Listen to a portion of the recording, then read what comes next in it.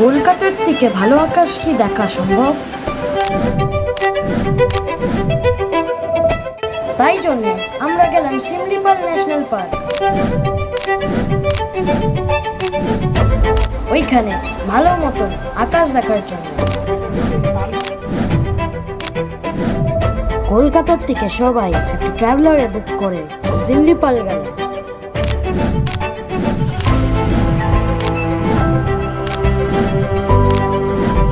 যেতে যেতে 3টে বাজল। মেঘলাও ছিল আর বৃষ্টিও পড়েছিল। কিছু খুঁজে পাইনি আকাশে।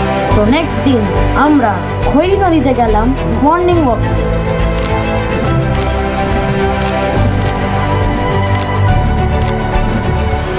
ফিরে এসেই সোলার স্পট ওয়াচিং সিস্টার 50 নামক একটা টেলিস্কোপে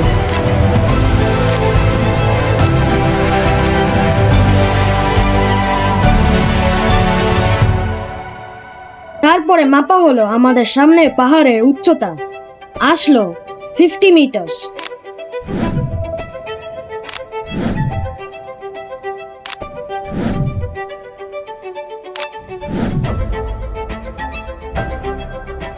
তারপরে বিকালে নামানো হলো বড় বড় টেলিস্কোপ।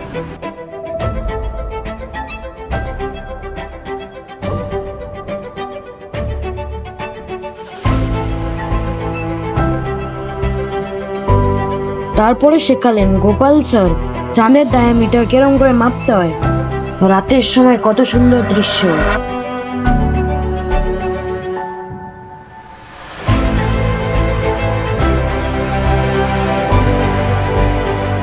সকালে সবাইকে সার্টিফিকেট দেওয়া হয়।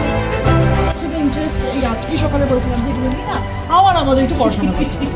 মানে এই ক্যাম্পটা বোধহয় আমাকে এই জায়গাটা দিয়ে দিল যে আমার একটা নতুন করে চর্চা শুরু করো সবাই মিলে বাড়িতে।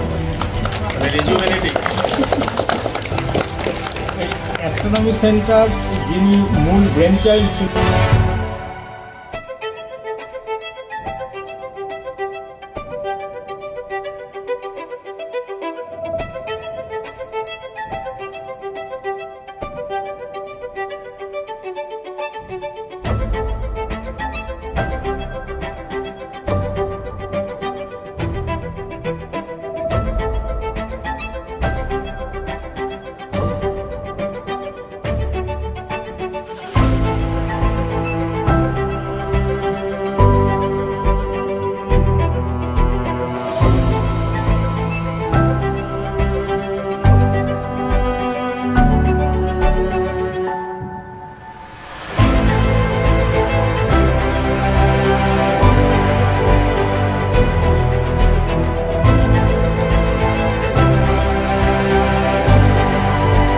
যাওয়ার পথে সবার সাথে দেখাও হলো।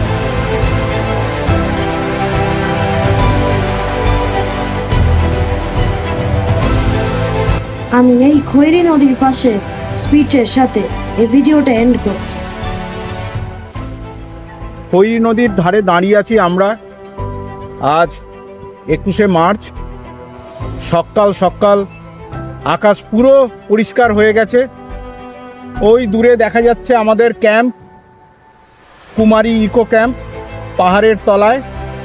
আর এই বিখ্যাত খৈরি নদী, যার নাম আমরা সবাই ছোটবেলা থেকে শুনেছি, যার পাশেই একটা ছোট বাঘ পাওয়া গিয়েছিল, বাঘের ছানা, যেটার নামও দেওয়া হয়েছিল খৈরি। এখানকার শিমলিপালের ফরেস্ট অফিসার সেটাকে লালন পালন করে বড় করেছিলেন।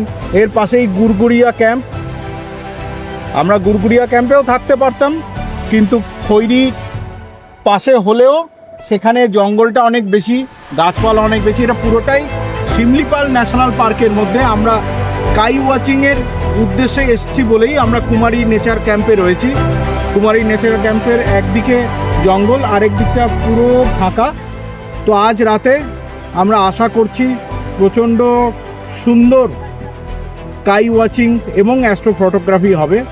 দিনের বেলায় আমরা সূর্য নিয়ে কিছু ফটোগ্রাফি এবং কিছু অ্যাস্ট্রোমেট্রি করব।